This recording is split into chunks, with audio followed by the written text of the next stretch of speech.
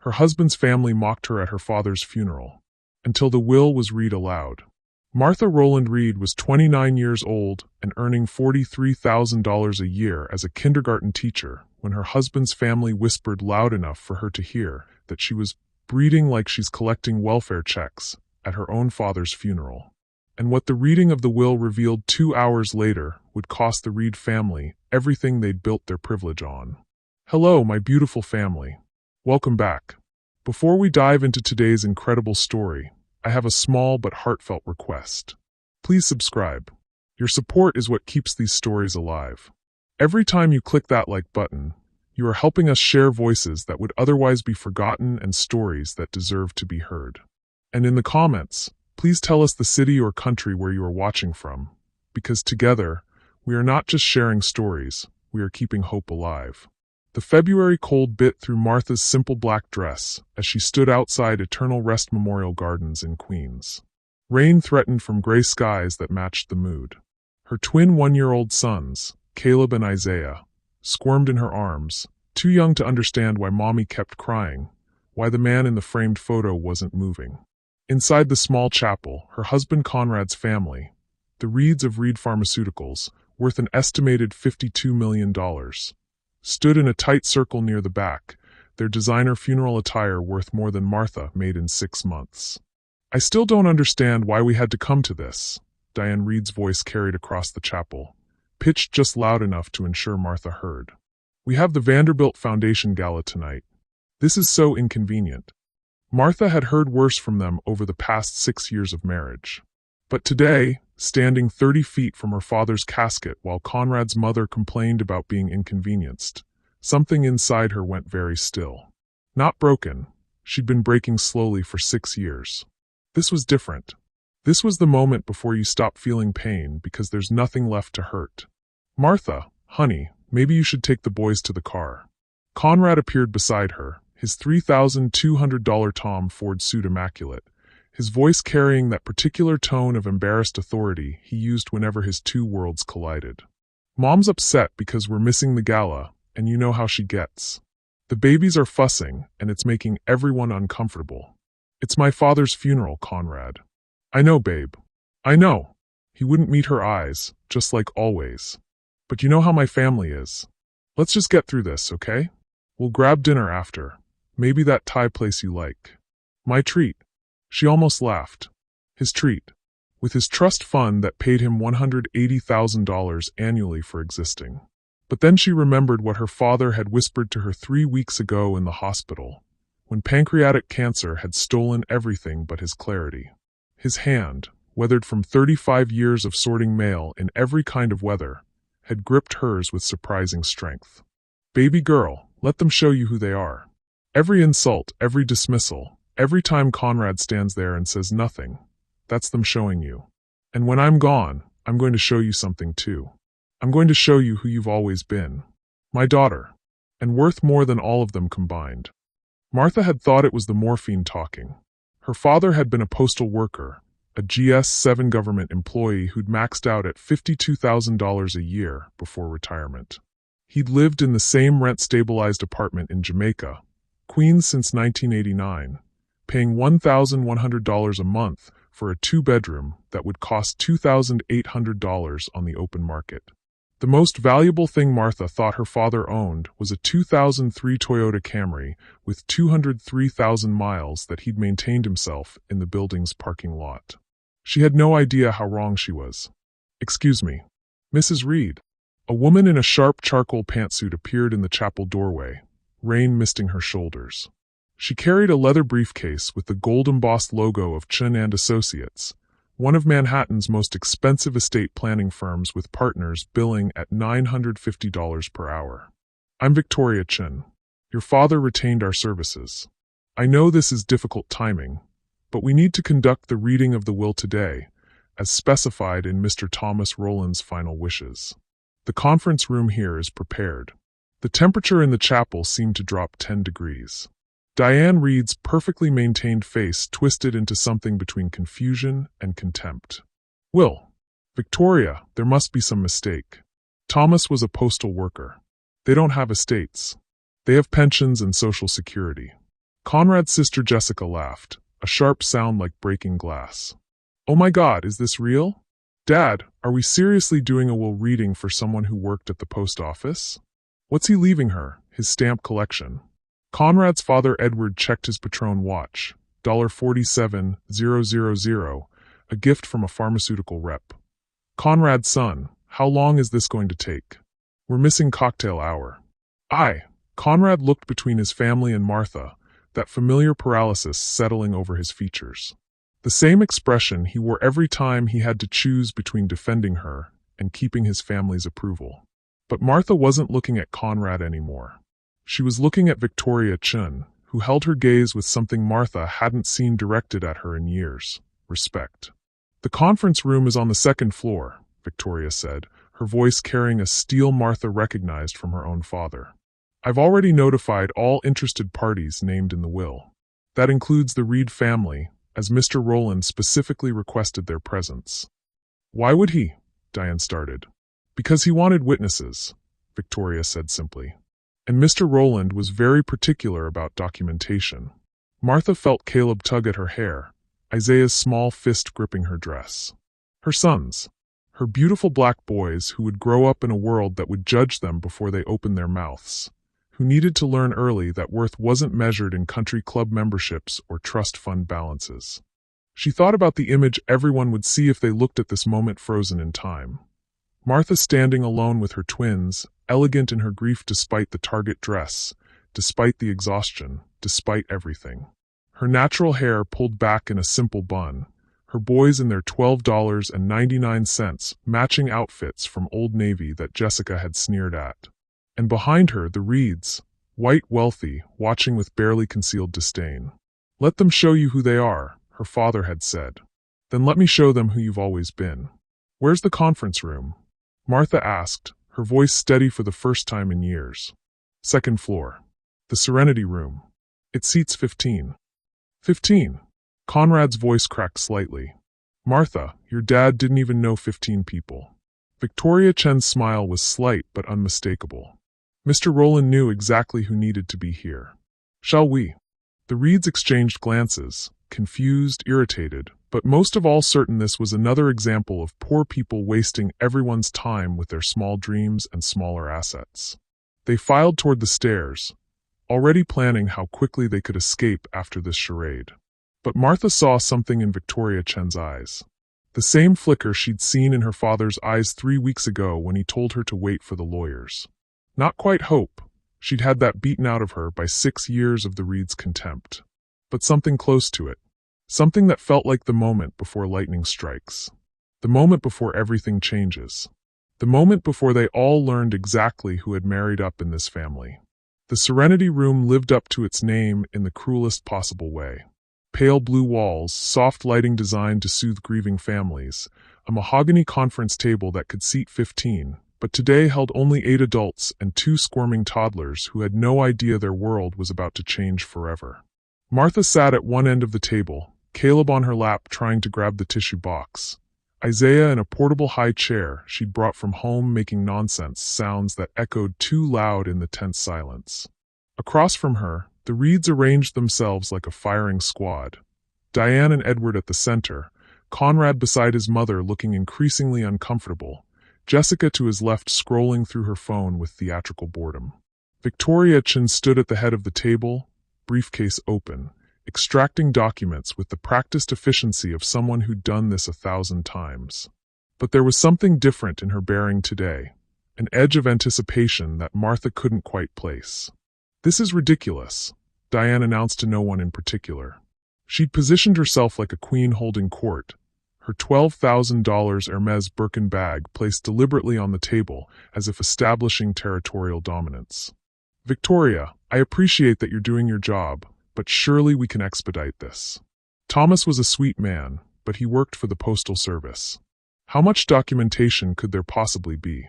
Quite a bit, actually. Victoria's voice carried no judgment, just fact. Mr. Rowland retained our firm 18 years ago. He was very thorough in his estate planning. Edward Reed frowned, his pharmaceutical executive instincts kicking in. Your firm? Chin and Associates bills at what? $900, $1,000 an hour? On a postal worker's salary. Our standard rate is $950 per hour, Victoria confirmed. Mr. Rowland paid all fees in advance over the 18-year period. Approximately $143,000 in total legal services. The number hung in the air like smoke. Jessica stopped scrolling. That's impossible. That's like 3 years of salary for a... Shall we begin? Victoria interrupted smoothly. She opened the navy leather portfolio and extracted a thick document. I, Thomas Edward Rowland, being of sound mind and body, do hereby declare this to be my last will and testament, executed on January 15, 2024, revoking all previous wills and codicils. Martha felt Isaiah's small hand pat her arm, his way of saying he was getting restless. She absently handed him a soft toy from the diaper bag, her attention fixed on Victoria, on the document that somehow required a $950 per hour attorney. First, I wish to address the financial inventory of my estate. Victoria's voice was steady, professional, but Martha caught the slight pause before she continued. At the time of this document's preparation, my total assets are valued at approximately $89.3 million. The room exploded. Diane's hand flew to her mouth, her 3-carat Tiffany diamond catching the soft lighting. Edward choked on the water he'd been drinking. Jessica's phone clattered to the table. Conrad just stared, his face draining of color like someone had opened a valve. That's no. No. Diane's voice climbed into a register Martha had never heard. That's a mistake. An error. Thomas drove a Camry. He lived in a rent-stabilized apartment in Queens. He built one of the most successful real estate portfolios in the tri-state area, Victoria said calmly. Would you like me to continue, or would you prefer to review the documentation first? Continue, Martha heard herself say. Her voice sounded distant, like it was coming from underwater. Caleb had gone still in her lap, sensing his mother's shock. Victoria nodded, a ghost of approval crossing her features. The source of my wealth requires explanation, as it will surprise those who knew me only as a postal worker. In 1989, I inherited $187,000 from my mother's life insurance policy after her death from breast cancer. Rather than spend this money, I invested it with extreme care and strategic patience. The words washed over Martha like a wave. Her grandmother. She died when Martha was 2 years old. She'd never known about any inheritance. I purchased a 4-unit apartment building in Williamsburg, Brooklyn for $145,000, a neighborhood considered dangerous at the time. I lived frugally, continued working my postal route, and reinvested all rental income. Over the next 35 years, I bought and sold 43 properties across Brooklyn, Queens, and the Bronx, always ahead of gentrification patterns. Victoria pulled out a spreadsheet, sliding it across the table. Even from her position, Martha could see the numbers, property addresses, purchase prices, sale prices, current holdings. He purchased stock in Apple in 1997 for $4 per share, pre-split, Victoria continued. Amazon at $18 per share in 1999. Google at $85 per share during its IPO in 2004. He held these investments through every market correction, never selling during panic, never buying during euphoria. Edward Reed, pharmaceutical CEO and self-proclaimed investment genius, was scanning the spreadsheet with trembling hands. These positions, if he held these through all the splits. He did, Victoria confirmed. But perhaps most prescient was his cryptocurrency investment. In 2013, Mr. Rowland purchased 2,847 Bitcoin when it traded at approximately $127 per coin. Jessica's voice was barely a whisper. Bitcoin is trading at like $43,000 right now. $43,187 as of market close yesterday, Victoria agreed. Which values Mr. Rowland's cryptocurrency holdings at approximately $122.9 million at current market rates. However, he sold 756 Bitcoin in 2021 at $64,000 per coin, realizing gains of approximately $48 million before the market correction. Conservative management. The math was almost incomprehensible. Martha's father, her father who'd taught her to clip coupons, who'd driven the same car for 20 years, who'd worn his postal uniform with quiet pride, had been worth more than the entire Reed pharmaceutical empire. "This is fraud," Diane said suddenly, desperately. "It has to be. Insider trading or. Every transaction is documented and legal, Mrs. Reed. The IRS has reviewed Mr. Rowland's returns annually. He paid every dollar of tax owed, claimed no improper deductions, and maintained meticulous records." Victoria's voice hardened slightly. Thomas Rowland was many things, but he was not a criminal. Unlike some people in this room, her tone suggested. Conrad finally found his voice. "But why? Why live like that if he had so much?" Victoria looked at him for a long moment, and Martha saw something like pity cross the attorney's face. "Perhaps you should ask your wife why a man might choose to live modestly while building generational wealth. Ask her what he was protecting her from." Martha felt the words land in her chest. Protecting her. All those years, every time the Reeds had made her feel small, less than, not enough, her father had been building a fortress of financial security around her. Not to spoil her. Not to make her weak. But to make sure that one day, she'd have the freedom to choose her own path. To choose to leave if she needed to. "Now," Victoria said, her voice returning to its professional neutrality. "Shall we discuss the distribution of the estate? There are several specific bequests Mr. Rowland wanted to ensure were executed precisely." She paused, looking directly at Martha. "Including some conditions for the primary beneficiary and some very particular messages for the Reed family." Isaiah chose that moment to laugh, a pure sound of toddler joy at the toy in his hands, completely unaware that everything had just changed.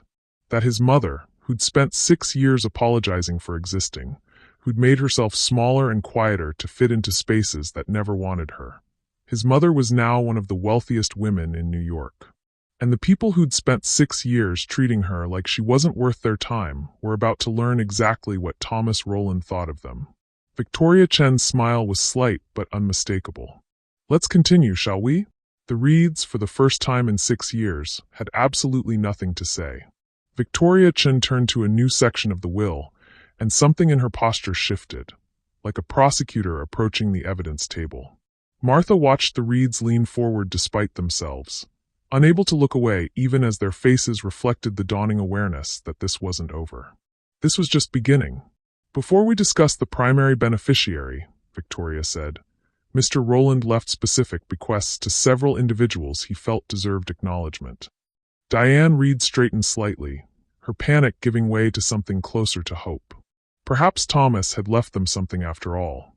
Perhaps this would smooth over the awkwardness, restore some sense of order. "To Diane Patricia Reed," Victoria read, her voice clinical, "who told my daughter at Thanksgiving dinner in 2021 that she should have waited until she could afford children and questioned whether her son was really ready for this responsibility. I leave the sum of $1. The hope in Diane's face curdled into shock. "I leave this token amount not as an oversight, but as a deliberate statement. You are correct that not everyone is ready for children, Mrs. Reed. Some people never develop the capacity for unconditional love. But my daughter was ready. She was ready at 19 when she worked 2 jobs to finish college. She was ready at 23 when she chose to teach children instead of chase money. And she was especially ready when your son got her pregnant and she chose life, chose love, chose the harder path because she knew what you never learned. That being a parent isn't about being ready. It's about showing up every single day regardless." Martha felt Caleb's weight in her arms, warm and solid. Isaiah had gone quiet, his dark eyes watching the adults with toddler intuition that something important was happening. Diane's mouth opened and closed silently. Her face had gone from pale to blotchy red. "Furthermore," Victoria continued, "I hope this $1 brings you more peace than your millions have, though I suspect it won't. You are a woman who measures worth in designer labels because you have nothing internal to offer. You spent 6 years teaching my daughter that she wasn't enough. I spent 35 years teaching her that she was everything. We'll see whose lesson endures." "This is slander," Diane managed, her voice shaking. "I never. It's documented," Victoria said simply. She pulled out a small device, a digital recorder. "Mr. Rowland was quite thorough.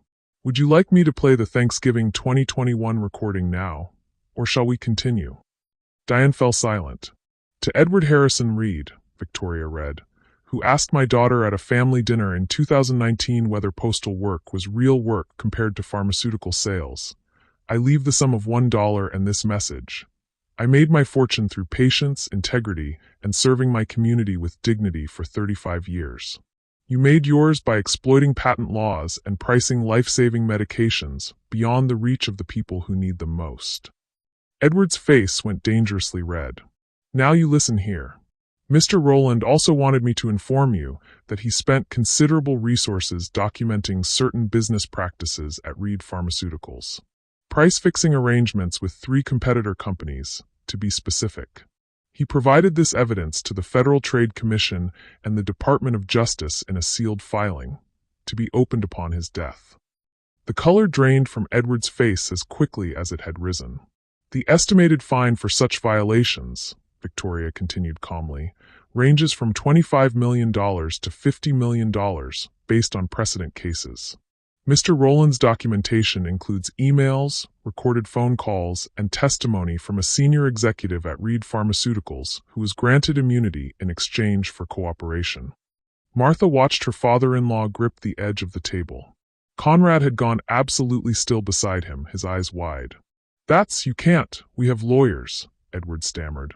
"As do the federal regulators," Victoria agreed. "I imagine you'll be hearing from them within the week. Shall I continue?" No one answered. No one seemed capable of speech. "To Jessica Margaret Reedchin," Victoria read, "who referred to my grandchildren as mistakes and ghetto twins on multiple occasions, I leave $1 and the following observation. My grandsons are not mistakes.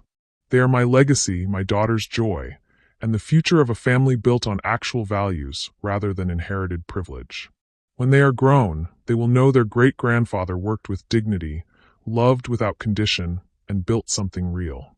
What will your children know about you?" Jessica's perfect composure cracked. "I never said I wouldn't." "November 2022, at your parents' holiday party," Victoria said. "Would you like to hear the recording?" Jessica's mouth snapped shut. And to Conrad Michael Reed, Victoria's voice took on a different quality now, not quite angry, but something colder. Disappointment, maybe. "Who married my daughter and made vows before God and witnesses. I leave $1 and several truths you should have been man enough to speak yourself." Conrad's face had gone ashen. Martha felt something twist in her chest as she watched her husband shrink into his chair. "First, the truth about your commitment. Mr. Rowland has video evidence of you telling your mother in March 2023 that the pregnancy ruined your trajectory, and you only married Martha to do the right thing, not because I wanted to. This conversation occurred in your parents' library, which Mr. Rowland had access to during his visits." Martha had stopped breathing. March 2023. The twins would have been 6 months old. She'd been struggling with postpartum depression, drowning in sleep deprivation, and Conrad had been traveling for work. Or so he'd said. Second, the truth about your fidelity. Victoria pulled out another document. Mr. Rowland hired a private investigator in May 2023 after noticing certain patterns in your behavior. The investigator documented your ongoing relationship with Lauren Mitchell, your college girlfriend, beginning in April 2023, approximately 2 months after your sons were born. The room tilted. Martha heard the words but couldn't process them. April 2023. When Conrad had started those weekend conferences in Boston. When he'd been so tired, so distant, so unavailable while she'd been home alone with screaming infants and her body still healing from birth. Hotel receipts, restaurant charges, text messages, and photographic evidence are all documented, Victoria continued. The relationship continued through at least January 2024, which Mr. Rowland documented before his illness made surveillance impossible. Martha, I can explain, Conrad started, reaching across the table. Don't. The word came out harder than Martha intended. Caleb stirred in her lap at her tone. She forced herself to soften her voice, but not her resolve. Don't you dare. Victoria gave Martha a moment before continuing. Mr. Rowland also recorded several conversations between family members discussing his daughter and grandchildren. Of particular note is a conversation from June 2023 where Mrs. Diane Reed suggested to her son that he should demand a paternity test. Her exact words were, "You need to be sure. You know how these girls are." Martha felt something break inside her chest. These girls. The casual racism, the implication, the suggestion that her beautiful boys. Conrad's response, Victoria said quietly, was not to refuse or defend his wife. He said, it would just make things worse. Let it go. Not a defense. Not outrage. Just let it go. The video footage Mr. Rowland collected over 6 years totals approximately 143 hours, Victoria said. It includes family dinners, holiday gatherings, private conversations, and moments when the Reed family believed they were speaking freely about Mrs. Martha Reed and her children. She turned to Martha directly now, her professional mask slipping just enough to show genuine compassion. Your father's will stipulates that you must review all 143 hours of footage before making any decisions about your marriage. He wanted you to see, without any possibility of denial or gaslighting, exactly how you've been treated, how your husband participated or remained silent. He wanted you to make your choice with full information. This is insane, Conrad said, finding his voice. You can't force her to. The will doesn't force anything, Victoria interrupted. It simply states the conditions under which Mrs. Reed can claim her full inheritance. If she chooses to proceed with her marriage without reviewing the footage, she may do so. However, Mr. Rowland established an ironclad prenuptial trust, retroactive and legally sound, verified by 3 separate law firms, that protects the entire $89 million inheritance from any marital asset claims. She slid another document across the table. If Mrs. Reed divorces her husband at any point after reviewing the footage, the trust ensures he has no legal claim to any portion of her inheritance. The trust was designed specifically to give her financial freedom to make the choice she needs to make. Martha looked down at her sons. Caleb had finally dozed off against her chest. Isaiah was playing with his toy, making soft sounds of contentment. They had no idea their mother's world had just shattered and rebuilt itself simultaneously. Her father had known.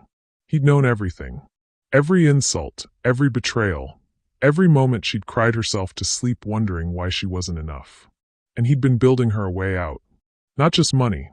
Freedom. There's one more thing, Victoria said softly. A personal letter from your father. To be read privately when you're ready. She held out a sealed envelope, cream-colored, with Martha's name in her father's careful handwriting. Martha took it with shaking hands. Through the paper, she could feel the weight of 35 years of love, of patience, of a father who'd worked in rain and snow and summer heat. Not because he had to, but because he wanted his daughter to understand the value of honest work before she learned the value of inherited wealth. The Reeds sat in stunned silence, their world crumbling around them. And Martha, who had spent 6 years apologizing for existing, finally understood what her father had been trying to tell her all along. You were never the problem, baby girl. You were always the prize. Martha waited until the twins were asleep before opening her laptop. It was 9:47 p.m., 3 days after the will reading. 3 days of Conrad's panicked phone calls that she'd let go to voicemail, of the Reed's attorney sending threatening letters that Victoria Chun had calmly rebuffed, of Martha moving through her small apartment like a ghost, holding her babies and trying to understand how her entire life had been a lie. Victoria had provided access to a secure server. Password protected, encrypted, organized by date and location. 143 hours of footage spanning 6 years. Her father had labeled each file meticulously. Christmas 2019 Reed Estate, Easter 2021 Country Club, Thanksgiving 2022 Reed Apartment. Martha clicked on the first file. December 2019. 6 months after she'd married Conrad in a small ceremony his family had barely attended.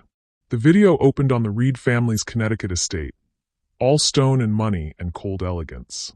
The camera angle suggested her father had placed it somewhere discreet, perhaps in his jacket pocket or a device hidden in the living room. The audio was crystal clear. Well, she certainly made herself at home. Diane's voice, sharp with distaste. Martha watched her younger self on screen, visibly pregnant, carefully arranging a plate of homemade cookies she'd brought. She remembered that moment. She'd been so nervous, so desperate to contribute something since she couldn't afford expensive gifts. Homemade cookies, Jessica laughed. How quaint. What is this, 1952?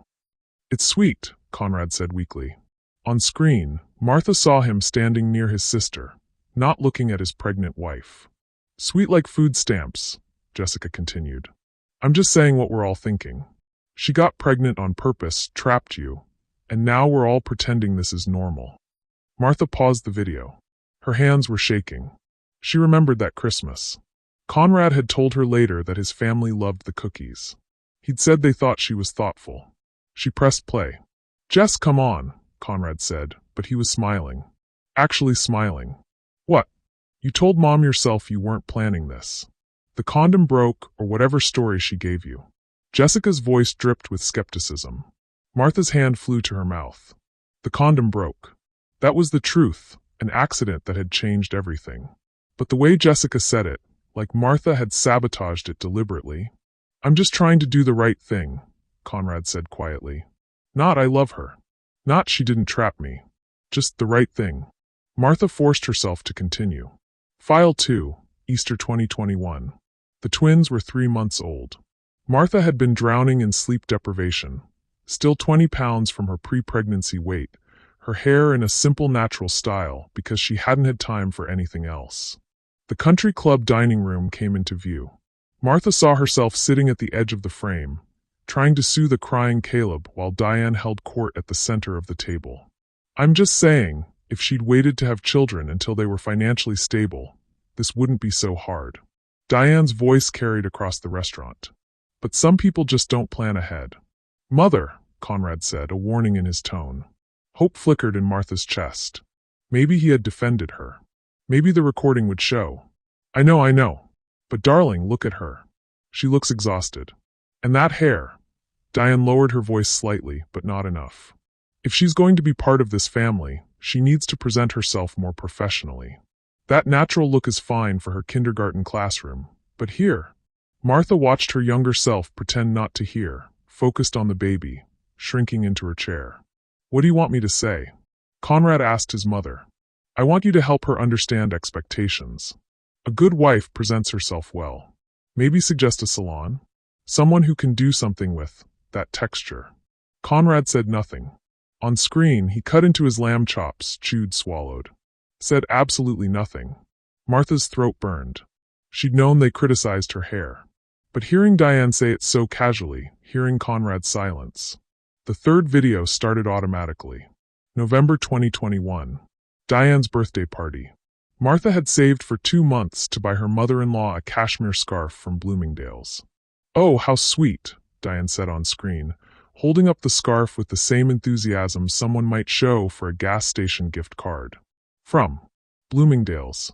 Well, it's the thought that counts. The camera captured Jessica leaning toward a woman Martha didn't recognize, one of Diane's society friends. She teaches kindergarten, Jessica explained in a stage whisper. Makes like $40,000 a year. Can you imagine? Conrad went to Harvard Law and married a woman who finger paints for a living. The woman's laughter was cruel. How progressive of him. Progressive. Jessica snorted. That's one word for it. I'd use trapped, but tomato. Martha paused the video again. She stood up, paced to the window, looked out at the Queen's Street below. Regular people living regular lives. Her neighbors who'd never made her feel less than. Who'd brought over meals when the twins were born. Who'd celebrated when she told them she was engaged. She'd left that world for this. For people who mocked her behind her back and to her face. 8 hours passed like minutes and years simultaneously. Video after video, gathering after gathering. The pattern was always the same. File 23, Thanksgiving 2022. Edward questioning whether postal work was real work, while her father sat silent, absorbing the insult with the same patience he'd shown sorting mail in blizzards and heat waves for 35 years. I mean, it's government work, Edward said, swirling his scotch. You can't really be fired. No performance metrics. No real accountability. It's not like building a business. Martha watched her father's face remain calm, gracious even. He'd known. He'd known and he'd said nothing because he was gathering evidence. Building a case. Protecting her. File 31, Baby Shower, June 2022. Martha had been 8 months pregnant, swollen and uncomfortable and trying so hard to be graceful. Twins, one of Diane's friends said, not quite quietly enough. And so young. I hope they're prepared for the expense. Diapers alone. Oh, I'm sure we'll be contributing, Diane said with a martyred sigh. Conrad's salary is good, but with a wife who doesn't work. I work, Martha heard herself say quietly on the video. Of course, dear. I meant real income. Professional income. Martha had gone to the bathroom after that comment and cried for 20 minutes. She thought no one had noticed. But the camera had caught Diane's satisfied smile after she'd left. File 38, Christmas 2022. The twins were 10 months old. Martha had learned to bring their formula and baby food because Diane didn't keep that kind of thing in her kitchen. They're cute enough, one of Conrad's cousins said, looking at Caleb and Isaiah. Though you can tell they're mixed. The features are very pronounced. Conrad's genes are strong, Diane said quickly. They'll probably lighten up as they get older. Martha felt sick. She remembered that conversation. She'd told herself she'd misheard, that Diane couldn't possibly mean it the way it sounded. But she had meant it, exactly that way. The worst came at file 43. March 2023. The twins were screaming in the background.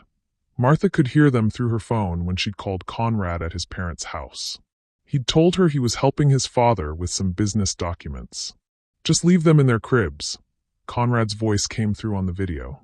He was talking to his mother, exasperation clear in his tone. They'll cry themselves out eventually. Martha's too soft with them. You need to establish authority, Diane agreed. Though I don't know what you expected, marrying someone so young and so unprepared for motherhood. I know. Conrad's voice was tired. I thought she'd grow into it, you know? That she'd adapt. But she's so. He trailed off. Poor. Jessica supplied. Ghetto. Conrad laughed. Actually laughed. Martha stopped the video. Her hands were clenched so tight her nails drew blood from her palms. 51 videos. 8 hours of watching herself being mocked, dismissed, reduced to a stereotype, an inconvenience, a trap that had caught their golden boy. 8 hours of hearing her hair, her job, her father, her children criticized and demeaned. And through it all, Conrad. Laughing along, staying silent, or worse, agreeing in those quiet moments when he thought she'd never know. The apartment was dark now, well past 5 a.m. Her eyes burned. Her chest ached. But she understood something with perfect clarity. She hadn't married Conrad. She'd married the idea of him. The man he'd pretended to be when they were alone, before his family's influence, before the mask slipped. And he'd never defended her. Not once in 6 years. Not once in 143 hours of footage. Her father had made her watch because he'd known what she'd refused to see. That she'd been fighting alone all along. That the man she'd loved was too weak to love her back in the way that mattered. Martha closed the laptop and looked toward her son's bedroom. They were sleeping peacefully, innocent, unaware that their mother had just watched her marriage burn down through 51 carefully documented fires. 92 videos remained. But Martha already knew what decision she'd make at the end. Her father had given her evidence. Now she had to give herself permission to believe it. Martha didn't sleep. By 6 a.m., after 2 cups of coffee and a hollow feeling in her chest where her heart used to be, she opened the laptop again. The twins would wake soon, needing breakfast and diaper changes and Mama's smile. The smile she'd have to pull from somewhere deep and broken. But first, she had to finish this. File 52 opened on the Reed Family Library, March 2023. The twins were 6 months old. Martha remembered this weekend. Conrad had gone to help his father with business documents, while she'd stayed home with 2 screaming infants, her body still foreign to her, her mind fogged with exhaustion so complete she'd sometimes forget what day it was.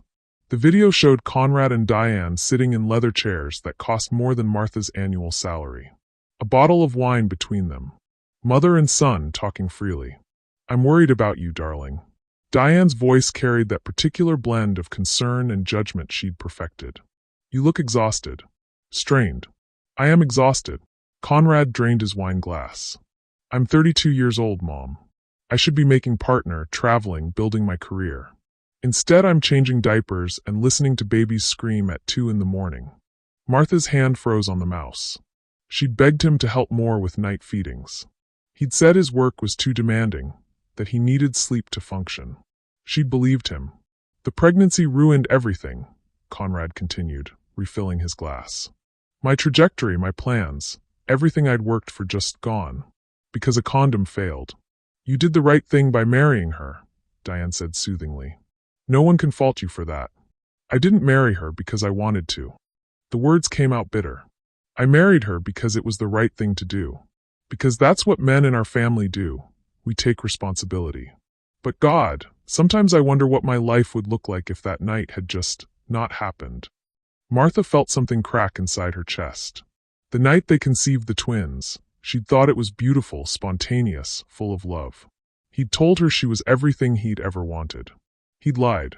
File 58 made her hands shake so badly she almost couldn't click play. April 2023. The timestamp showed 2:37 p.m. on a Tuesday. Martha remembered that day. She'd been 2 months postpartum, drowning in hormones and exhaustion, her body still bleeding, her breasts painful and leaking.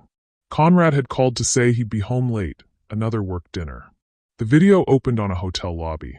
The Mandarin Oriental in Boston. Her father must have hired the investigator by this point, must have suspected.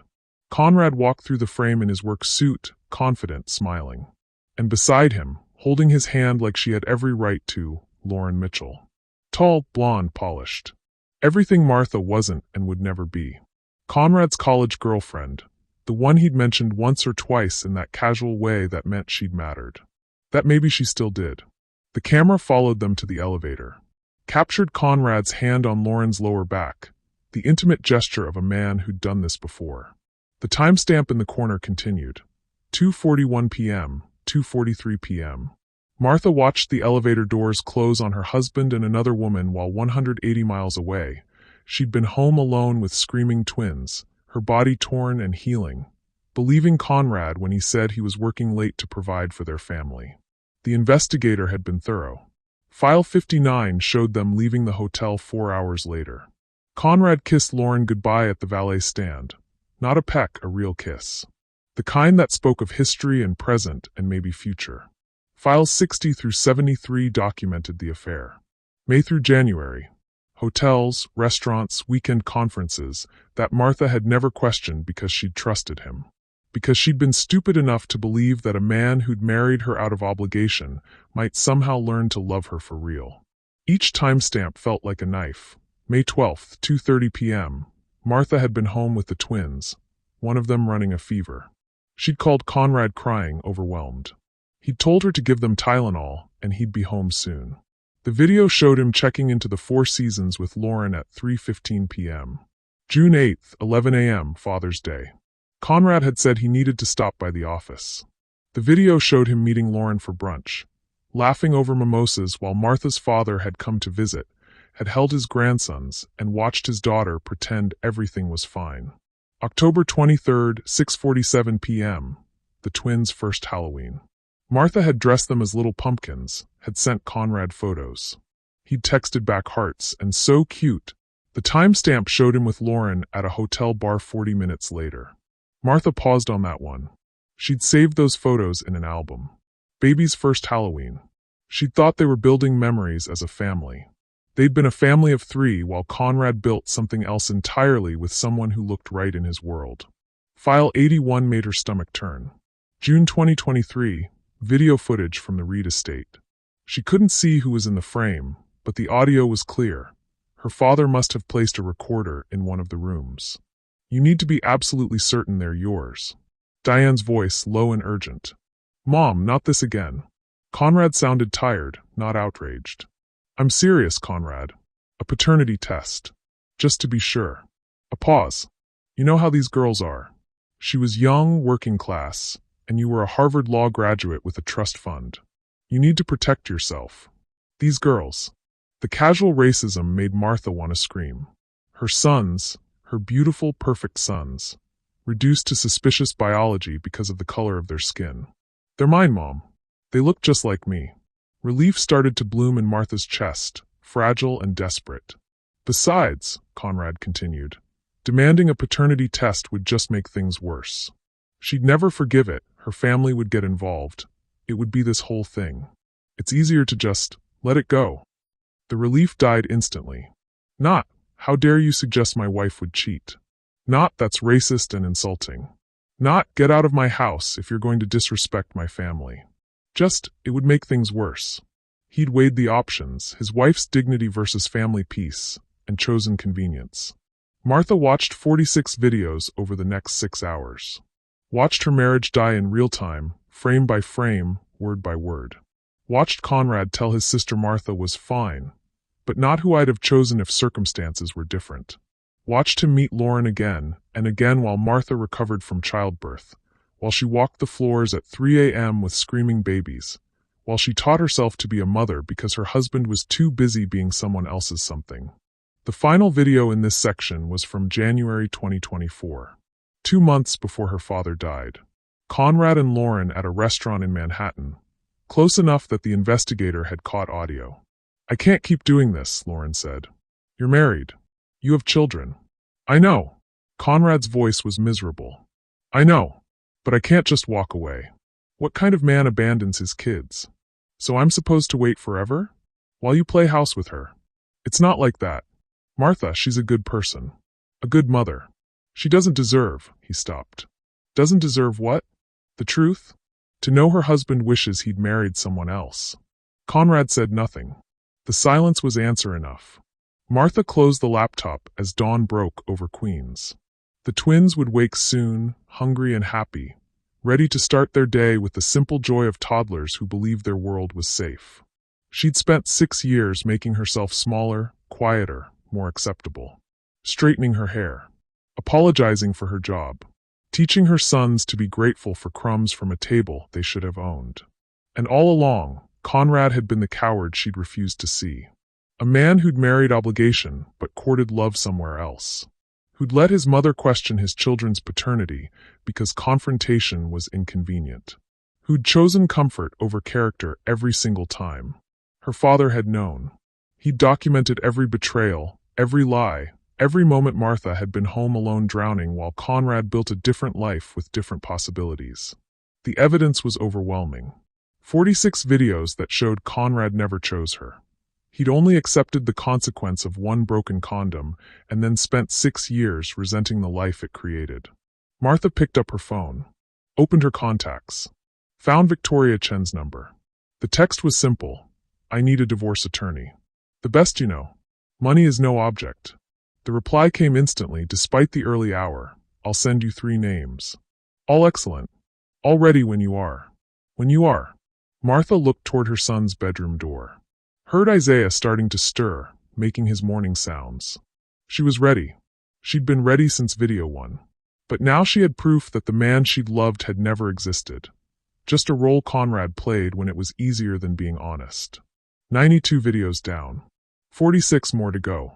But Martha already knew the ending. Conrad appeared at Martha's temporary rental on a Tuesday evening, 3 days after she'd finished watching all 143 videos.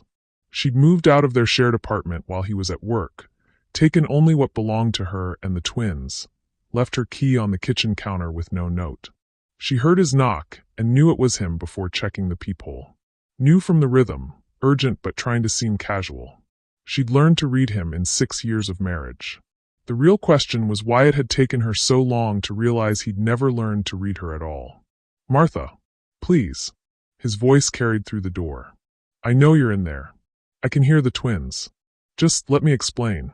She opened the door but didn't step aside.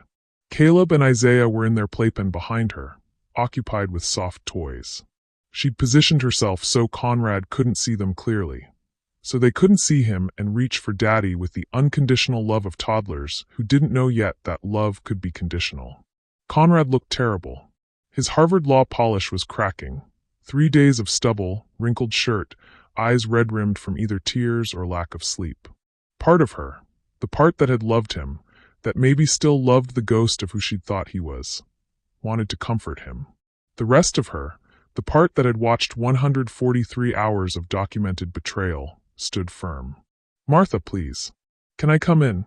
Can we talk about this like adults? No. The word came out steady. She'd practiced in the mirror. You can say what you need to say from there. The videos. He ran his hand through his hair, that gesture she'd once found endearing. Baby, they're out of context. Edited. Your father, God rest his soul, but he was trying to manipulate you, to turn you against my family. Were you at the Mandarin Oriental in Boston on April 23rd, 2023? Conrad blinked. What? It's a simple question. The Mandarin Oriental. April 23rd. 2 months after your sons were born. His face went pale. I can explain. Were you there with Lauren Mitchell? The silence stretched between them like broken glass. It didn't mean, he stopped, recalibrated.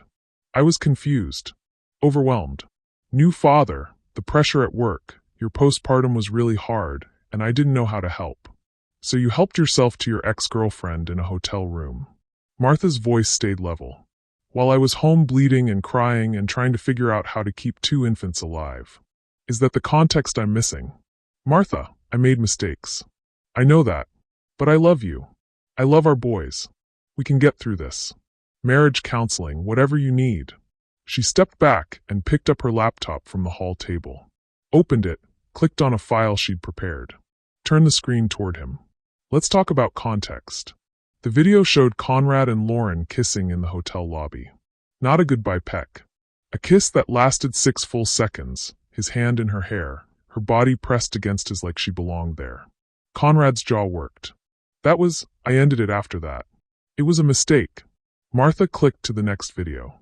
Conrad sitting across from his sister at a restaurant last summer, the twins 9 months old. Jessica's voice came through clearly.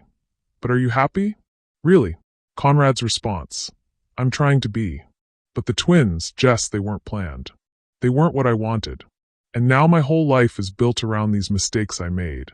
And I can't just turn it off. Conrad's voice cracked. Please. Martha clicked to the third video. Conrad and Diane in the Reed Library, the conversation Martha had heard that nearly broke her the first time. Diane, she doesn't fit our world, darling. You know that. We all know that. Conrad, I know, Mom. Believe me, I know. Martha closed the laptop. Context. You were saying something about context. I was trying to keep the peace with my family. His voice rose, desperation bleeding through. You don't understand what it's like being caught between. Between what? Your wife and your mother? Your children and your comfort? Martha felt something cold settle in her chest. You weren't caught between anything, Conrad. You chose. Every single time, you chose them. You chose convenience. You chose Lauren. You chose everything except me and your sons. That's not fair. You called our children mistakes. The words hung in the air between them. Conrad's mouth opened, closed. No denial came. You let your mother suggest a paternity test because confronting her would make things worse. You laughed when Jessica called them ghetto twins. You spent 6 years watching your family tear me apart, and you did nothing. No, worse than nothing. You participated. I was trying to protect you. From what? Martha's voice finally rose. From the truth? From knowing that you married me out of obligation and resented me every single day after? That you were sleeping with someone else while I was teaching your sons to say Dada? Conrad's face crumpled. But beneath the tears, Martha saw something else. Something calculating. His eyes flicked past her to where the twins were playing, then back to her face. How much? He asked quietly. Excuse me? Your father's estate. 89 million. How much are you willing to give me to make this easy? To keep this out of court, away from the press? There it was.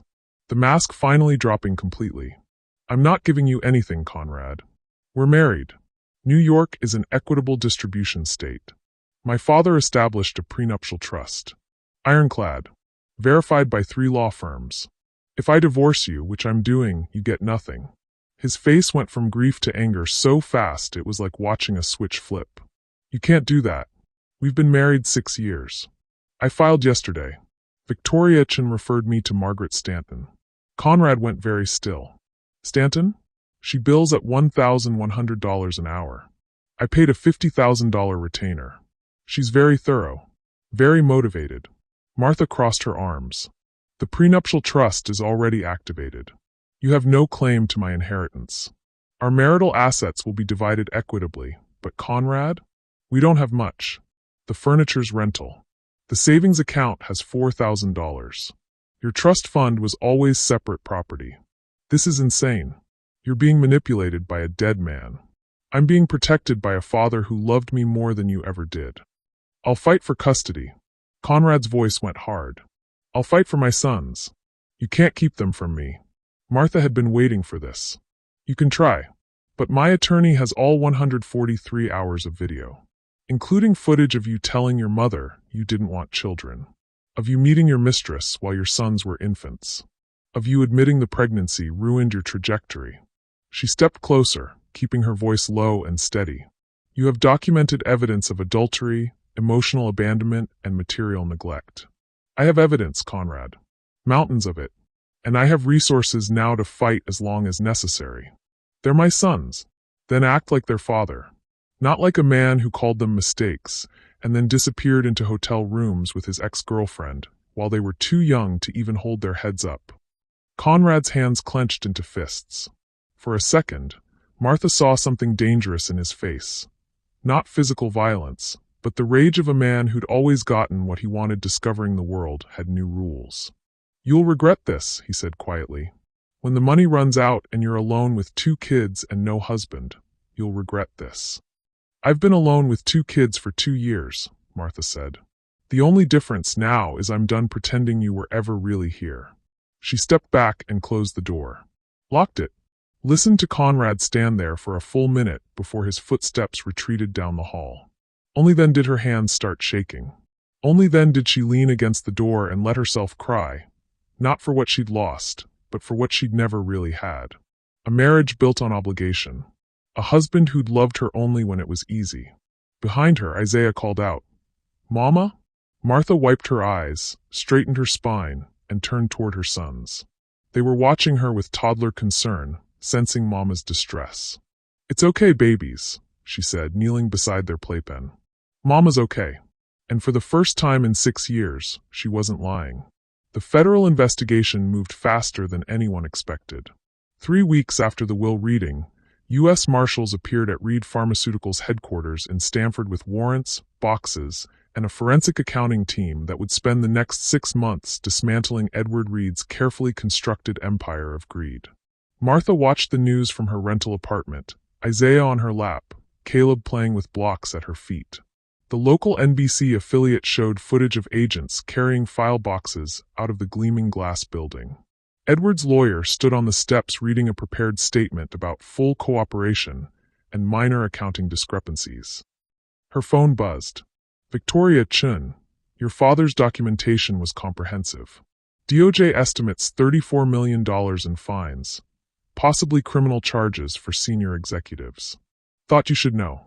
Martha set the phone down and pulled Isaiah closer. Her father had worked 35 years sorting mail in rain and snow and brutal summer heat. He'd never cut corners, never cheated, never hurt anyone to get ahead. And with the money he'd earned honestly, he'd bought the evidence to take down men who'd built fortunes on the suffering of people who couldn't afford their insulin.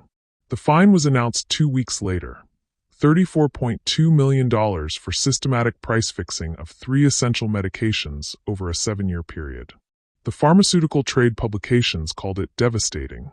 The Wall Street Journal noted that Reed Pharmaceuticals' stock dropped 47% in a single day.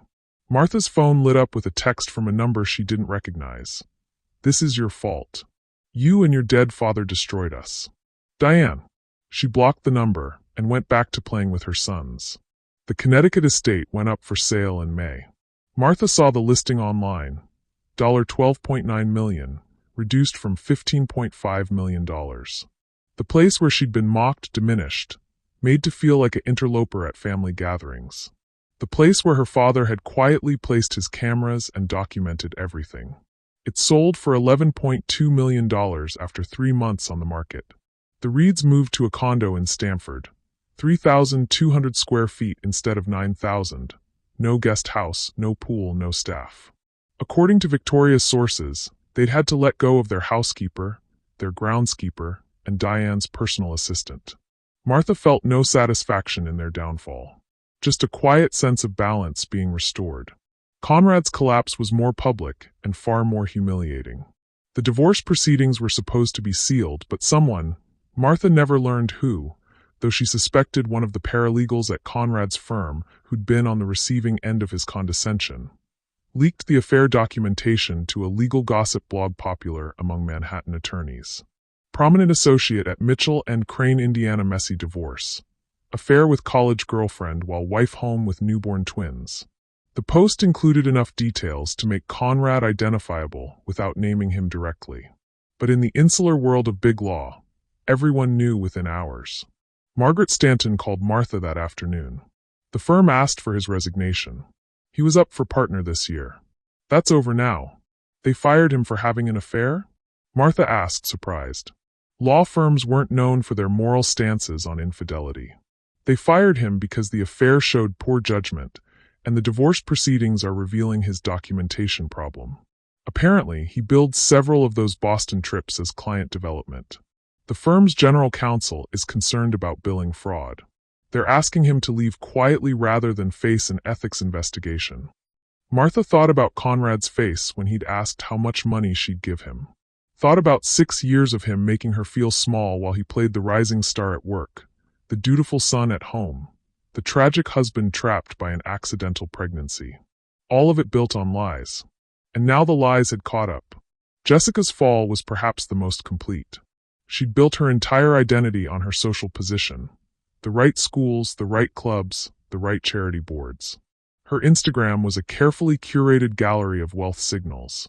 Herself at galas, herself in designer clothes, herself surrounded by other wealthy white women who defined success by the size of their diamonds. Martha had never planned to release the audio. She'd wanted to move forward, not back. But then Jessica posted. A Sunday morning in June, Martha was scrolling while the twins napped. Jessica's new post, a photo of herself at brunch with friends, caption reading, "Surrounded by real ones who know the difference between class and cash. Quality always shows. Gemstone sparkles." The comments were full of her social circle agreeing, praising, supporting. And Martha thought about the videos. About Jessica calling the twins mistakes and ghetto. About Jessica telling her friends that Martha had trapped Conrad. About all the casual cruelty delivered with a smile and expensive teeth. She sent one audio file to Jessica's 5 most frequent commenters. Women who appeared in all her photos, who tagged her constantly, who formed the core of her social circle. The file from Easter 2021, where Jessica explained that Martha taught kindergarten because she wasn't smart enough for real work, and joked about food stamps. She didn't post it publicly. Didn't need to. She just wanted 5 women to know who their friend really was. The comments disappeared first. Then the friend tags. Then Jessica's Instagram went private. Then, according to sources Martha didn't ask for but received anyway, Jessica was quietly removed from the junior league, dropped from 2 charity boards, and uninvited from the Midsummer Gala she'd attended for 10 straight years. In wealthy Connecticut circles, reputation was currency. And Jessica's had just been devalued to nothing. Diane's destruction was the most viral and the most brutal. Martha hadn't planned that either. But during a preliminary divorce hearing, Conrad's attorney tried to argue that Martha was an unfit mother, that she'd alienated the children from their father, that her newfound wealth had made her unstable. Margaret Stanton had smiled, that particular smile that made opposing counsel nervous, and played a video for the judge. The paternity test conversation. Diane suggesting Conrad verify his son's DNA. You know how these girls are. The courtroom went silent.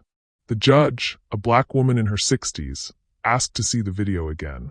Someone in the courthouse, a court reporter, a clerk, someone, sent the clip to a local news station. By that evening, it was on every New York news channel. By morning, it had gone viral. Wealthy socialite caught on video making racist comments about biracial grandchildren. The think pieces wrote themselves. The social media outrage machine churned.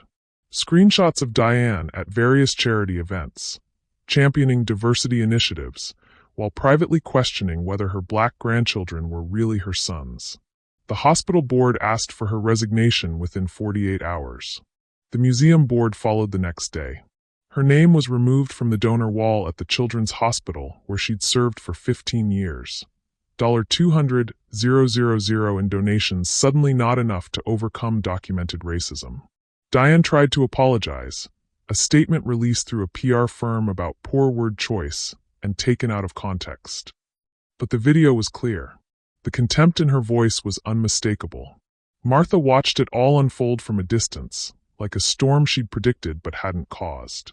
The Reeds had built their position on money and connections and the assumption that people like Martha, poor black young, would never have the resources to fight back. Her father had given her those resources, and he'd documented everything they'd need to understand that cruelty had consequences. By August, the landscape had shifted completely. Edward and Diane in their Stamford condo, watching their pharmaceutical empire shrink under federal oversight. Conrad working at a small firm in White Plains, his partnership dreams dead, his reputation damaged. Jessica's Instagram silent, her social calendar empty. And Martha, in her temporary rental in Queens, playing with her sons and planning the foundation that would help hundreds of young mothers who'd been told they weren't good enough, smart enough, or worthy enough. The Reeds had spent 6 years trying to make her small. Her father had spent 35 years making sure she'd be unstoppable. Martha returned to teaching in September, 3 days per week. Her principal had offered her a leave of absence, given everything you're dealing with, but Martha had declined. Room 104 at PS 118 in Jamaica, Queens was where she'd learned she was good at something that mattered. 22 kindergartners who didn't care about her bank account or her last name, who just wanted Miss Martha to read them stories and help them tie their shoes. She hired a nanny for the other 4 days. Claudette, a Haitian woman in her 50s who'd raised 4 children of her own and treated Caleb and Isaiah like the grandsons she missed. $28 per hour, full benefits, paid vacation. More than Martha had made annually just months ago. But the real work happened in the conference room of Chun and Associates, where Martha met with Victoria and a team of nonprofit lawyers to build something that would outlast all of them. The Thomas Rowland Early Childhood Education Fund, Victoria said, reviewing the documents. Initial endowment of $30 million, with the principal protected and only investment returns used for operations. At a conservative 5% annual return, that's $1.5 million per year in perpetuity.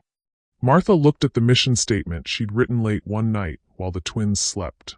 Every child deserves a foundation built on love, security, and opportunity. Every parent deserves support without judgment. This fund honors Thomas Edward Rowland, who worked 35 years serving his community and building wealth not for luxury, but for purpose. The 3 core programs, Victoria continued, pulling up the presentation Martha had prepared. Childcare subsidies, teacher training, and education scholarships for young parents. Walk me through the implementation. Martha had spent 2 months researching, consulting with early childhood experts, talking to working mothers in her neighborhood. She knew exactly what was needed because she'd lived it. Childcare subsidies on a sliding scale based on income, she explained. A single mother making $35,000 shouldn't pay the same rate as someone making $100,000. The fund covers the difference. We partner with licensed childcare centers. They maintain their quality standards. We ensure access. Projected reach? Victoria asked. Year 1, 150 families. Year 5, 500 families. We start in Queens and Brooklyn, expand as we prove the model works. The second program was personal. Martha had watched talented teachers leave the field because they couldn't afford to stay. College debt, low salaries, the financial reality that teaching children was valued less than nearly any other profession. Teacher training scholarships, Martha said. Full tuition for early childhood education degrees, plus a living stipend. Recipients commit to teaching in underserved communities for 5 years. We're not just funding education. We're building a pipeline of quality teachers who understand the communities they serve. Victoria nodded approvingly. And the education scholarships for young parents? Full tuition, books, and childcare costs for parents under 30 pursuing any degree. No judgment about their circumstances. No questions about whether they should have waited. Just support for people trying to build better lives. Martha thought about Diane Reed's comment at that Easter dinner. If she'd waited to have children until they were financially stable. Some people couldn't wait. Some people had children young and still deserved a chance to grow, to learn, to become more than their circumstances. The lawyers drafted documents for weeks. Martha signed papers until her hand cramped. And in October, the Thomas Rowland Early Childhood Education Fund officially launched with a press conference at PS 118. Local news covered it. Martha stood at a podium with Caleb and Isaiah in a stroller beside her, her kindergarten classroom visible behind her, and spoke the words she'd practiced. My father was a postal worker who never made more than $52,000 in a year. But he understood something that people with much more money never learned. Wealth isn't about what you own, it's about what you build. He built security for his family, and now I'm building opportunity for others. The questions came fast. How much money? What inspired this? What about the divorce? Martha answered the first two and declined the third. This wasn't about Conrad or the Reeds. This was about her father's legacy and the choice Martha had made about what kind of person she wanted to be with resources beyond imagination. The Postal Service donation happened quietly. No press conference, no publicity. Just Martha walking into the Jamaica facility where her father had reported for work at 5:30 a.m. for 35 years, rain or shine. The facility manager, a woman named Patricia Johnson who'd worked alongside Thomas for 15 years, met Martha in the break room. Your father was the kindest man I ever worked with, Patricia said, her eyes wet. Never complained. Always helped the new carriers learn their routes. When my husband died, Thomas organized meal deliveries for 2 months. Never made a big deal about it, just did it. Martha handed her the donation check. $8 million. Patricia stared at it like it might disappear. Facility renovations, Martha explained. New trucks, updated equipment, a proper break room. And scholarships, $5,000 annually for any postal worker or their children pursuing higher education. My father believed in the dignity of this work. This helps ensure the people who do it are supported. Patricia was crying openly now. There are carriers here who can't afford to send their kids to college. This is going to change lives, Martha. That's the point. But the project closest to Martha's heart was Roland House. She found the building in July, a former community center in her old neighborhood that had closed 5 years ago due to funding cuts. 12,000 square feet, good bones, perfect location near 3 bus lines. She bought it for $2.3 million cash. Spent another $1.8 million on renovations, turning the space into something beautiful and functional. Natural light, bright colors, spaces designed for children and families. Roland House opened in November with 5 integrated programs. A childcare center for 80 children, ages 6 weeks to 5 years. Staffed by credentialed teachers paid $55,000 annually, well above market rate for early childhood educators. Sliding scale tuition, with the Thomas Roland Fund covering gaps. A job training center offering certification programs in healthcare, technology, and skilled trades. Free for young mothers under 30. Childcare provided on-site during classes. Legal aid services. 2 attorneys on staff helping with custody issues, housing disputes, immigration paperwork. The legal problems that kept poor people poor because they couldn't afford representation. Mental health counseling, individual and group therapy, specializing in postpartum depression, trauma, and the specific challenges of young motherhood. Martha had lived through postpartum depression alone. No one else should have to. And a resource center, helping families access SNAP benefits, housing assistance, healthcare enrollment. A navigator to help people find their way through systems designed to be confusing. The grand opening was on a Saturday. Martha wore a simple dress, held her son's hands, and watched hundreds of people from her neighborhood tour the facility. An older woman stopped her near the childcare center. I'm raising my granddaughter. Her mother, my daughter, had her at 17 and couldn't manage. I've been working 2 jobs to afford daycare. This place. She gestured at the bright, clean space. This is going to save us. That night, after the twins were asleep, Martha sat in her new brownstone, purchased for $2.1 million in her old neighborhood, close to Roland House, close to her roots. She opened her father's letter, the one Victoria had given her months ago that she hadn't been able to read until now. Baby girl, if you're reading this, you've watched the videos. You've seen what I saw, how they treated you, how he failed you. I'm sorry you had to see it. But I'm not sorry I documented it. You needed to know the truth. Not because I wanted you to hurt, but because I wanted you to be free. You can't leave a place you won't let yourself see clearly. I worked 35 years sorting mail because I liked the work and loved the people. The money I made wasn't from my job. It was from being patient and smart and never spending a dollar on impressing people who weren't worth impressing. I'm leaving it to you because you're the only person I trust to understand what it's for. Not designer handbags or fancy cars, but freedom, security, the ability to help others climb. Be generous, baby girl. Be fierce. Be exactly who you are without apology. You were always enough. The world just needed time to catch up. All my love, Dad.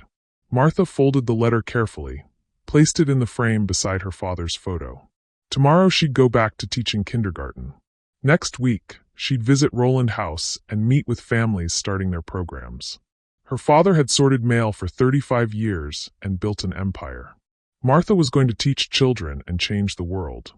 6 months after her father's funeral, Martha sat in her office at Roland House reviewing numbers that still didn't feel real.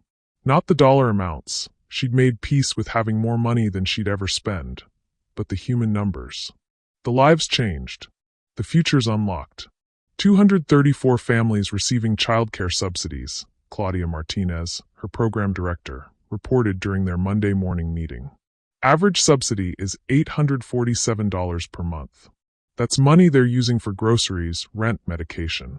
One mother told me she cried when she realized she could afford to keep her electricity on all winter. Martha made a note. They needed to expand capacity. There was a waiting list of 167 families. The scholarship program? She asked. 15 students enrolled in early childhood education programs. 3 at Queens College, 5 at community colleges, 7 in certification programs. Claudia pulled up profiles on her laptop. They're all passing. 2 have a 4.0. One just got hired part-time at a childcare center while she finishes her degree. This was what $30 million looked like when you spent it on people instead of parties. When you invested in potential instead of appearances. And Roland House total reach? Last month we served 412 families. The childcare center is at capacity, 80 kids. Job training had 43 students. Legal aid handled 62 cases. Mental health counseling saw 98 clients. The resource center helped 189 families access various services. Martha looked at the spreadsheet. Each number represented a person. A mother who could go to work knowing her children were safe. A woman learning a trade that would support her family. Someone getting help with a custody battle they couldn't have afforded to fight. There's someone I'd like you to meet, Claudia said. She came in 3 months ago. Her story, I think you'll want to hear it. Keisha Williams was 24 years old with 3 children under 6. She arrived at Martha's office wearing scrubs from her morning job at a nursing home. Her hair pulled back in a practical bun, exhaustion written in every line of her face. Ms. Reed, Keisha started, but Martha interrupted gently. Martha, please. Martha. Keisha's smile was brief. I don't even know where to start. 3 months ago, I was drowning, working 2 jobs. Nursing home from 6 a.m. to 2 p.m., retail from 4 p.m. to 10 p.m. My mom watched the kids during the day, but she's got diabetes, and it was killing her. I was making $31,000 a year total, and spending $1,400 a month on rent for a 1-bedroom where my kids slept in the living room. Martha had heard versions of this story dozens of times. Young mothers working themselves to exhaustion, barely surviving, told by people like the Reeds that they should have waited or planned better. My ex was fighting me for custody, Keisha continued. Not because he wanted the kids, he just didn't want to pay child support. $300 a month for 3 kids. He was saying I was an unfit mother because of my work schedule, because the apartment was too small. I couldn't afford a lawyer. I was going to lose them. But you came here, Martha prompted. My coworker told me about Roland House. I thought it was too good to be true. Free legal help, childcare subsidies, education support. I came in expecting to be told I didn't qualify, that I made too much or too little, or whatever reason they always find. But Claudia signed me up for everything the same day. Keisha's voice cracked. The legal aid attorney, Ms. Patterson, she took my custody case. Didn't charge me $1. She destroyed my ex in court, showed he hadn't seen the kids in 8 months, was behind on support, had 2 domestic violence complaints.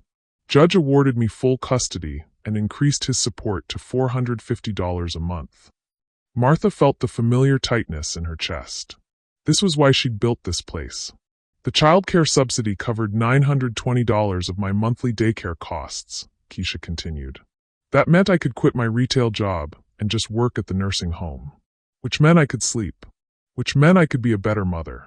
And then Claudia told me about the scholarship program. You're in school now? Nursing program at LaGuardia Community College. Full tuition covered, plus books and supplies. I'm taking 3 classes this semester while working part-time. In 2 years, I'll be an RN making $70,000. In 2 years, my kids won't see me exhausted and desperate anymore. They'll see their mother building something. Keisha pulled out her phone, showed Martha photos. 3 beautiful children, smiling at the camera, sitting in what looked like a proper bedroom with bunk beds and toys. We moved to a 2-bedroom, Keisha said. The kids have their own room now. We have a kitchen table where we eat dinner together. I help them with homework.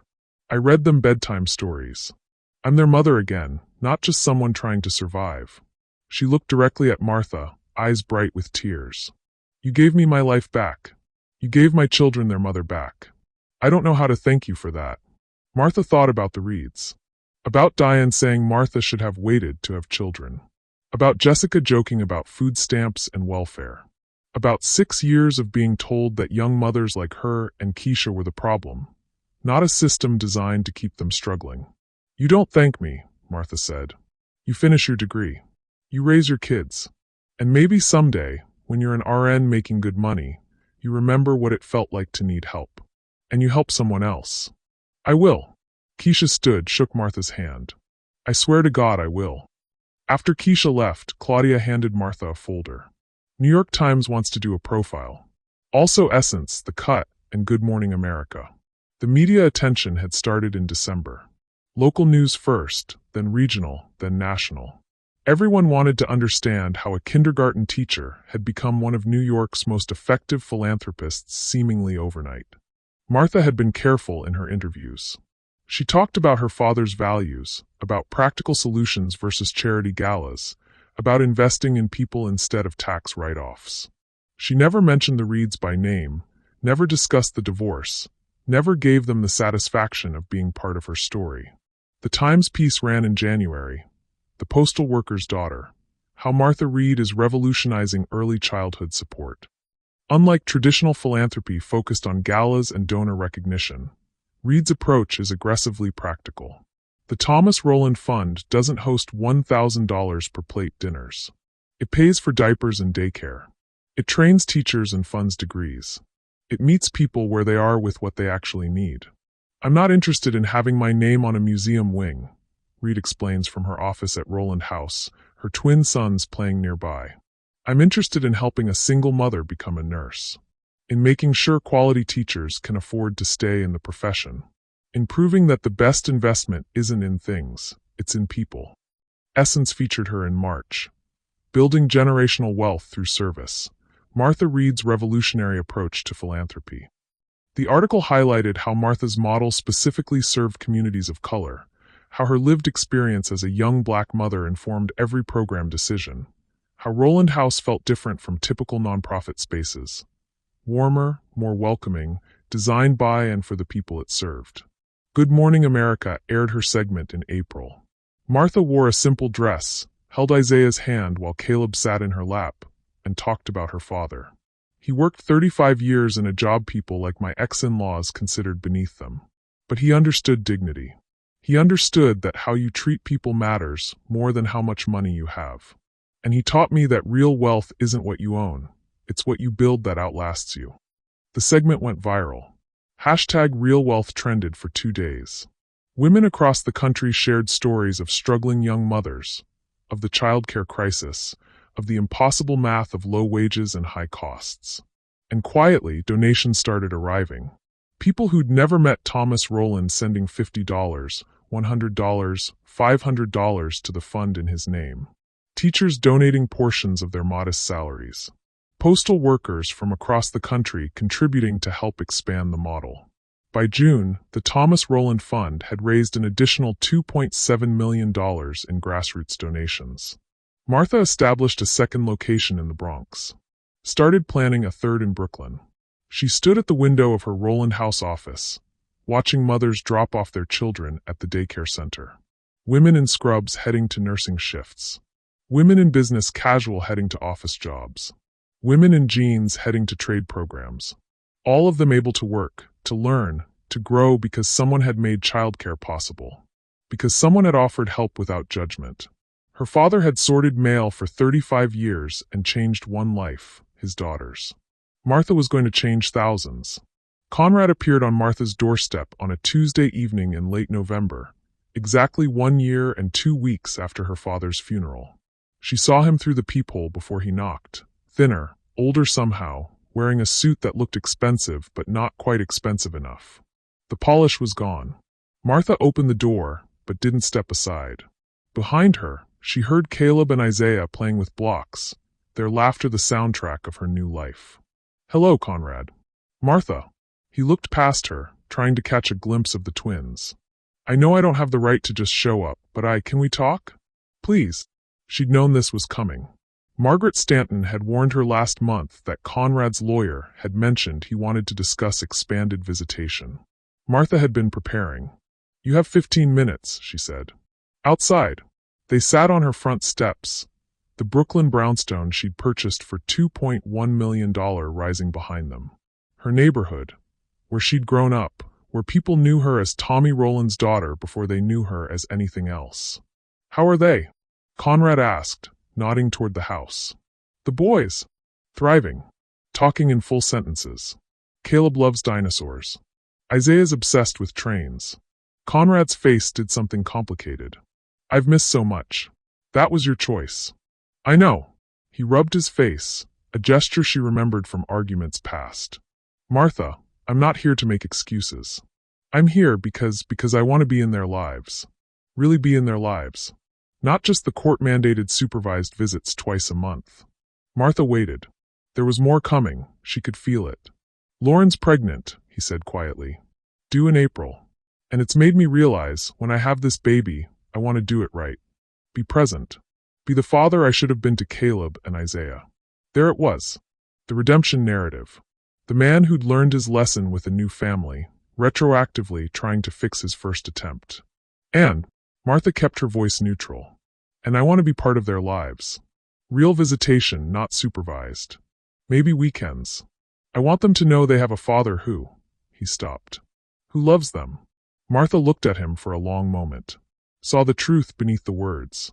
Conrad had remarried Lauren 3 months ago. Martha had seen the announcement on social media, had felt nothing. His new firm paid $95,000 instead of $340,000.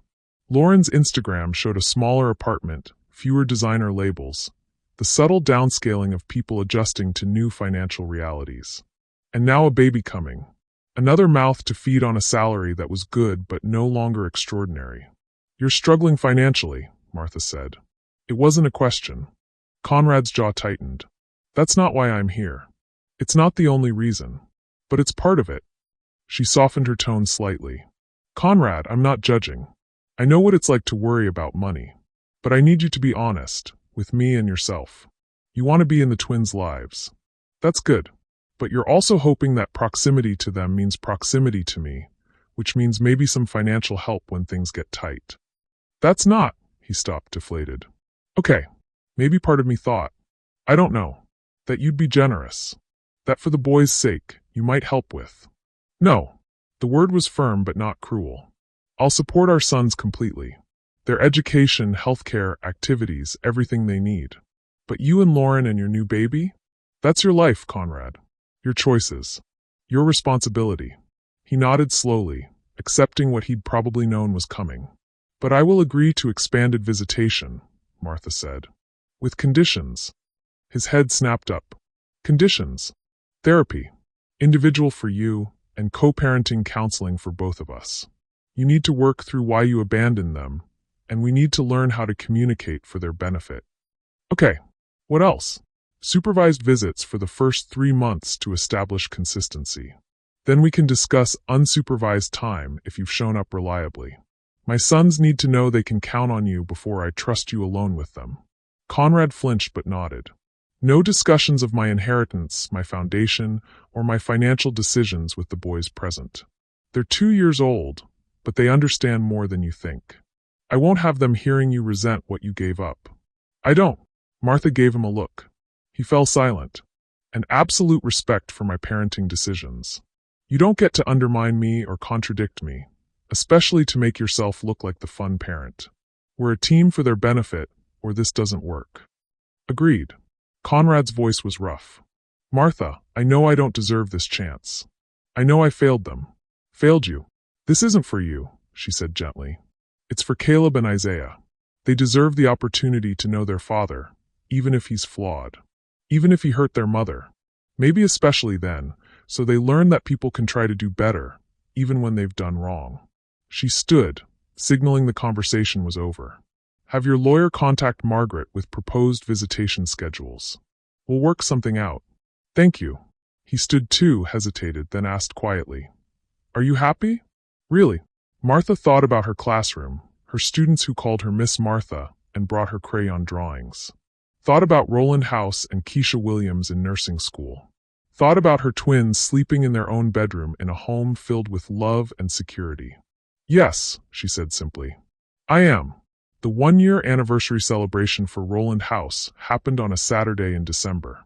The building was decorated with children's artwork and balloons, filled with families who'd been served by the programs, donors who'd contributed, community members who'd volunteered. Martha stood near the entrance holding her father's framed photograph, the one from his funeral, where he looked dignified and kind in his postal uniform. Caleb and Isaiah played nearby with other children from the daycare program, their laughter mixing with music and conversation. A local news crew approached. The reporter, a young black woman named Jasmine Torres, smiled warmly. Martha Reed, 1 year since the Thomas Rowland Fund launched. Can you tell us what this year has meant? Martha looked around the room. Saw mothers she'd helped, children who'd thrived, families who'd found stability. Saw Keisha Williams in her nursing school scrubs, waving from across the room. Saw teachers who'd received scholarships, postal workers who'd been honored. My father taught me that respect isn't given based on your job title or bank account, Martha said. It's earned through character and consistency. There were people who spent 6 years trying to make me feel small because I taught kindergarten and came from a working-class family. Because my father sorted mail and I didn't grow up with country club memberships. She held her father's photo a little closer. But my father knew something they didn't. The richest people aren't the ones with the most money. They're the ones who know what money is for. And it's not for impressing people who don't matter. It's for helping people who do. What would you say to young mothers watching this who are struggling right now? Jasmine asked. Martha looked directly at the camera. You are not your circumstances. You are not the judgments people place on you. You are not too young, too poor, or too anything to deserve support and respect. Your children are not mistakes, they're your future. And if you need help, places like Roland House exist because someone believed you were worth investing in. She paused, felt Isaiah tug at her dress. She picked him up, held him on her hip while Caleb wrapped his arms around her leg. My father worked 35 years as a postal carrier. People look down on that work. But he understood something profound. Dignity isn't in what job you do, it's in how you do it. He showed up every day, served his community, and built wealth not through shortcuts or exploitation, but through patience and integrity. And now you're carrying on that legacy, Jasmine said. I'm trying to. Martha smiled down at her sons. These boys will grow up knowing their grandfather never needed a fancy title to be a great man. They'll learn that true wealth is about character, service, and lifting others as you climb. That's the inheritance that really matters. The interview ended. The celebration continued. Martha moved through the crowd receiving thanks, giving hugs, watching her father's legacy ripple outward through hundreds of lives transformed. As the sun set over Brooklyn, Martha stood at the window with her sons, looking out at the neighborhood where she'd been raised, where her father had returned every evening after sorting mail, exhausted but dignified, saving his money and building their future. The Reeds had tried to teach her shame. Her father had taught her worth. She'd chosen to believe him. And in doing so, she'd become exactly what he'd always known she could be, unstoppable.